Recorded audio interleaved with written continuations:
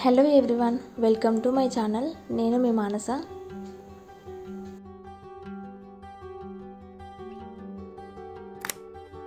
ఈరోజు మా పాపకి అక్షరాభ్యాసం చేయించడానికి బాసరకి వెళ్తున్నాము. సో అక్కడికి వెళ్ళాక మనకు అక్షరాభ్యాసానికి ఏమేమి అవసరం ఉంటాయో డీటెయిల్స్ మొత్తం అన్నీ షేర్ చేస్తాను. స్కిప్ చేయకుండా లాస్ట్ వరకు చూడండి. నేను మా ఆయన పాప స్టేషన్కి అయితే వచ్చేసాము. అమ్మ, అత్తమ్మ, మామయ్య ఊరు నుండి ట్రైన్కి వస్తున్నారు. వాళ్ళని పిక్ చేసుకోవడానికి స్టేషన్కి మేము ముందుగానే వెళ్ళాము.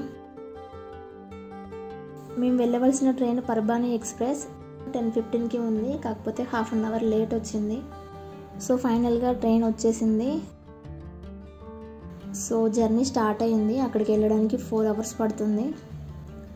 మీరు వెళ్ళాలనుకుంటే మ్యాక్సిమం ఈ ట్రైన్కి వెళ్ళడానికి ట్రై చేయండి. అక్కడికి వెళ్ళాక హోటల్స్, రూమ్స్, అక్షరాభ్యాసానికి కావాల్సినవి అన్నీ ఈ వీడియోలో ఎక్స్ప్లెయిన్ చేస్తాను. స్కిప్ చేయకుండా లాస్ట్ వరకు చూడండి. సో ఫైనల్గా రీచ్ అయ్యాము. టైం అయితే 3 అవుతుంది. వింటర్ కదా, చలి అయితే చాలా ఉంది ఇక్కడ. ఇదండి మనం బయటికి వెళ్ళడానికి దారి. సో బయటికి వచ్చాక వ్యూ అయితే ఇలా ఉంది. మేము వెళ్ళడానికి వెహికల్స్ అయితే ఇక్కడ అవైలబుల్గా ఉన్నాయి. వెహికల్ తీసుకొని రూమ్కి అయితే వెళ్ళాము. సో ఇదండి మేము వచ్చిన హోటల్. రూమ్స్ అయితే చాలా బాగానే ఉన్నాయి.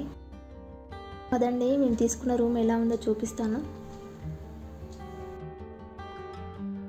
ఇదండి రూము, మాకైతే బాగా నచ్చింది. ఈ రూమ్లో అయితే అన్ని ఫెసిలిటీస్ ఉన్నాయి. హాట్ వాటర్, ఇంకా ఏసీ అండ్ లగేజ్ పెట్టుకోవడానికి కబోర్డ్స్ కూడా ఉన్నాయి. టీవీ కూడా ఉంది. రూమ్స్ అయితే చాలా నీట్గా ఉన్నాయి. సో ఇక్కడికి మేము వచ్చే ముందు ఫీడ్బ్యాక్ తీసుకున్నాము. రూమ్స్ అస్సలు బాగుండవని చెప్పారు. ప్రైస్ కూడా చాలా ఎక్కువ అని చెప్పారు. కానీ అలా ఏం లేవు. చాలా అంటే చాలా నీట్గా ఉన్నాయి. రేటు కూడా రీజనబుల్గా ఉన్నాయి. ఈ రూమ్ ప్రైస్ వచ్చేసి 1000 రూపీస్.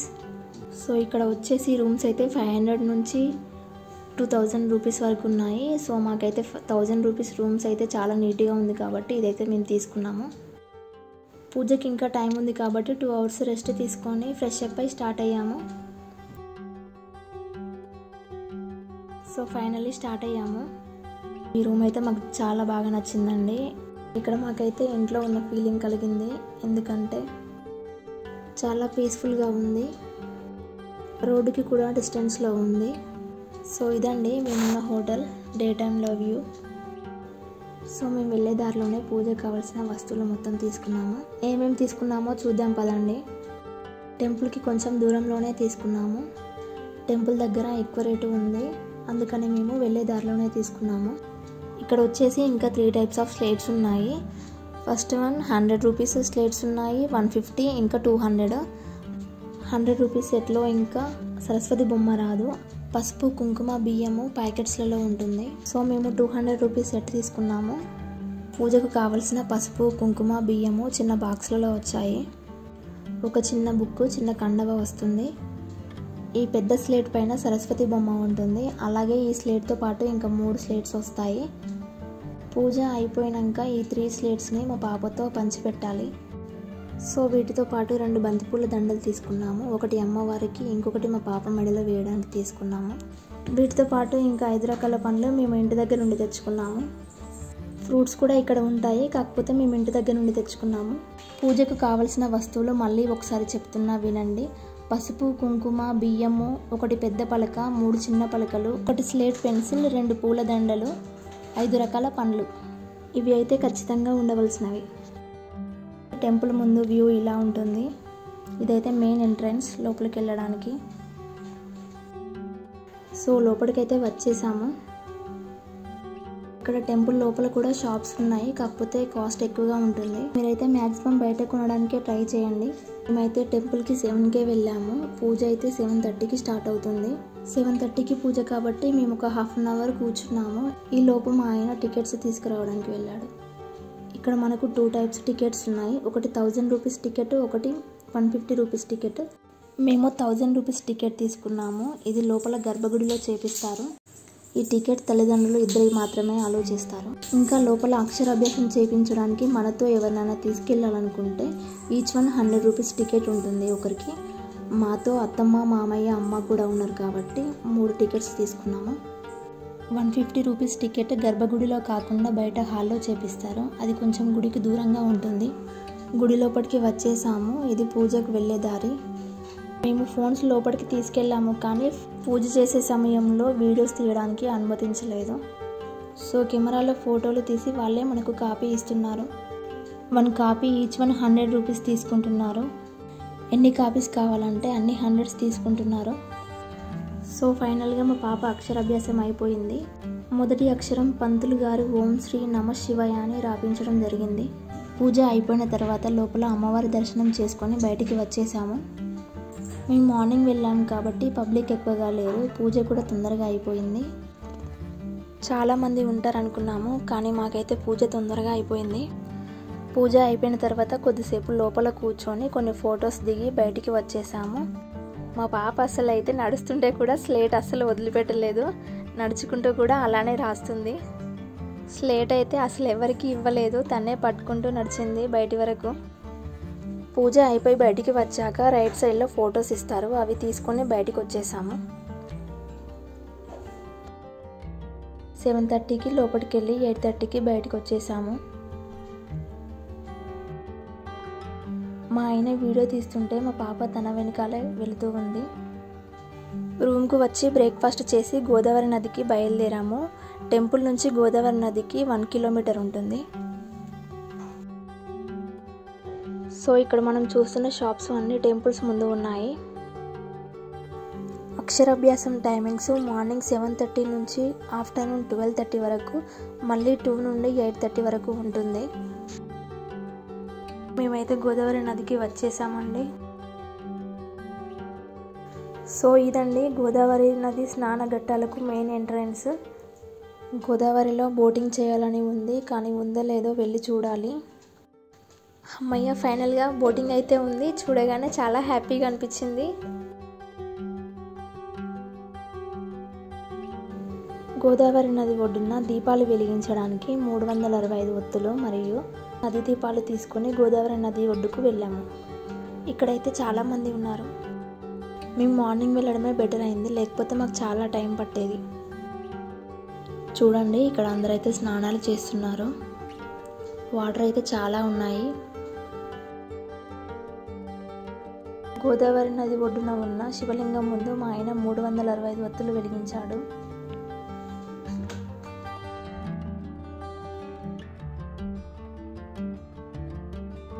ఇక్కడ అమ్మవాళ్ళు కూడా గోదావరి నదిని మరియు శివలింగాన్ని దర్శించుకున్నారు. ఇక్కడ తర్వాత నేను నది దీపం వెలిగించాను. వాటర్ అయితే చాలా ఉన్నాయి, లోపలికి అస్సలు వెళ్ళనివ్వట్లేదు. ఇక్కడ లోపల స్టెప్స్ మొత్తం జారుతున్నాయి, సో అందుకనే లోపలికి వెళ్ళనివ్వట్లేదు. సో ఫైనల్గా నేను ఎదురు చూసిన బోటింగ్ అయితే ఎక్కేసాము. సో ఇక్కడ మాకైతే చాలా హ్యాపీగా అనిపించింది. బోటింగ్ చేస్తుంటే చుట్టూ గోదావరి వాటర్. బోటింగ్ చేసిన ఎక్స్పీరియన్స్ అయితే నేను మాటల్లో చెప్పలేను. మా మామయ్యకు కూడా బోటింగ్ చేయడం అంటే చాలా ఇష్టం. చూడండి వీడియోస్ ఎలా తీస్తున్నాడో. ఇక్కడ బోటింగ్ ఛార్జెస్ వచ్చేసి పర్ హెడ్ 100 రూపీస్ తీసుకుంటున్నారు. బోటింగ్ జర్నీ 10 మినిట్స్ పడుతుంది. మీరు బాసర వస్తే ఖచ్చితంగా బోటింగ్ చేయండి, మీకైతే చాలా మంచి ఎక్స్పీరియన్స్ వస్తుంది. దేశంలోని 2వ సరస్వతి దేవి ఆలయంగా బాసర పుణ్యక్షేత్రము ఉంది. వేదవ్యాసుడు నదిలో నుంచి 3 గుప్పల ఇసుక తీసుకువచ్చి సరస్వతి, లక్ష్మి, మహంకాళి దేవతామూర్తులను ప్రతిష్ఠించాడు. చాళక్య రాజులు ఇక్కడ ఆలయాన్ని నిర్మించారని పురాణాలు చెబుతున్నాయి. అప్పటి నుండి వ్యాసపురి, వాసర చివరిగా బాసరగా మార్పు చెందింది. సో అప్పటి నుంచి సరస్వతి ఆలయంలో చిన్నారులకు అక్షరాభ్యాసం చేయించడానికి ప్రజలు అత్యంత ప్రాధాన్యత చూపిస్తున్నారు. రిటర్న్ వస్తుంటే గంగామాత అక్కడ ఉన్న వ్యూ చూస్తే చాలా బాగుంది. సో ఇదండి పురాణాలు చెప్తున్న బాసర యొక్క విశిష్టత.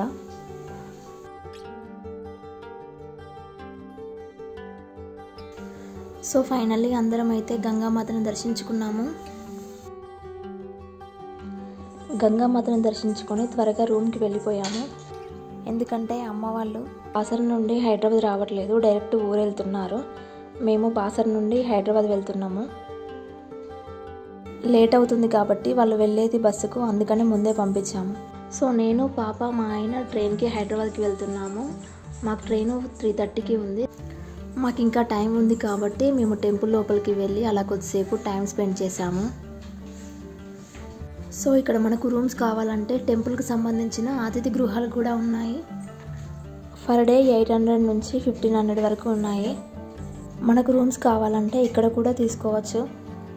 బాసరలో అక్షరాభ్యాసము, పూజ ఇంకా హోటల్స్ గురించి ఏమన్నా డౌట్స్ ఉంటే కామెంట్ చేయండి, రిప్లై ఇస్తాను. టెంపుల్ దగ్గర ఇక్కడ వాతావరణం అయితే చాలా పీస్ఫుల్గా ఉంటుంది. మా పాప ఆడుకోవడానికి ఇక్కడ మంచి ప్లేస్ దొరికింది. అల్లరి చేయకుండా చాలా బాగా ఆడుకుంటుంది. బాసరలో ప్రతిరోజు నిత్య అన్నదానం జరుగుతుంది. టెంపుల్ నుండి కొంచెం వాకబుల్ డిస్టెన్స్లో లెఫ్ట్ సైడ్లో ఉంటుంది. సో ఇదేనండి నిత్య అన్నదానం చేసే ప్లేస్. మీరు వెళ్ళాలనుకుంటే బిఫోర్ 12:30 లోపే వెళ్ళండి. ఇక్కడైతే ఫుడ్ బాగానే ఉంది, క్వాలిటీగానే పెడుతున్నారు. మీరు వెళ్ళాలనుకుంటే ట్రై చేయండి. ఇక్కడైతే ఫుడ్ అయితే బాగుంది. మేము తినేసి బయలుదేరాము. ఇక్కడ చూస్తుంటే పూజకు దర్శనానికి చాలామంది వస్తున్నారు. మేము ముందు రావడమే బెటర్ అనిపించింది. ఒకవేళ మీరు రావాలనుకుంటే మాత్రం బిఫోర్ డేనే రండి, పూజ కూడా తొందరగా అయిపోతుంది. మేము డైరెక్ట్ రూమ్కి వచ్చేసి లగేజ్ ప్యాక్ చేసుకొని స్టేషన్కి స్టార్ట్ అయ్యాము. ఎందుకంటే మాకు ట్రైన్ టైం అవుతుంది కాబట్టి ఒక 1/2 అవర్ ముందుగానే వెళ్ళాము. మేము వెళ్ళవలసిన train Kacheguda intercity express, time 3:45కి ఉంది. సో ఫైనల్గా స్టేషన్కి రీచ్ అయిపోయాము. డే టైంలో వ్యూ ఇలా ఉంటుంది.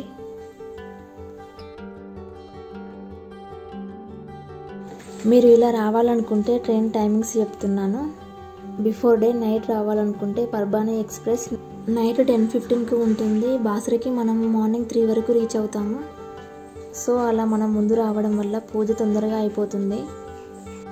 బాసరలో మనము అన్ని దర్శనాలు చేసుకొని మళ్ళీ మనం రిటర్న్ వెళ్ళడానికి కాచిగూడ ఇంటర్సిటీ ఎక్స్ప్రెస్ 3:45కి ఉంది. ఆ టైం వరకు మనం రీచ్ అయిపోతాం.